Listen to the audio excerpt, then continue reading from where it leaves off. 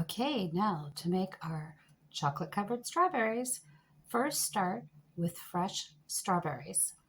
I like to clean them and cover the tops. Okay, now for the next part, you're going to take the chocolate and you're going to put it in a bowl. Now, once you have all of your chocolate in the bowl, you're going to put it in the microwave for 30 seconds.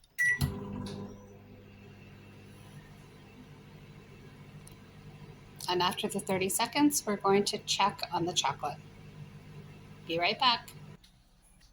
As you see, the chocolate has started to melt, but it's not completely melted. So I'm going to put it back in again.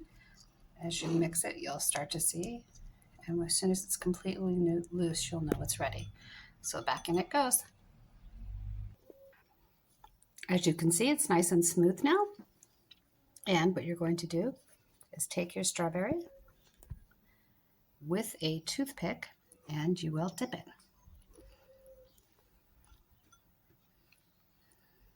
Okay, once you get your strawberry covered with chocolate, you just lay it on parchment paper.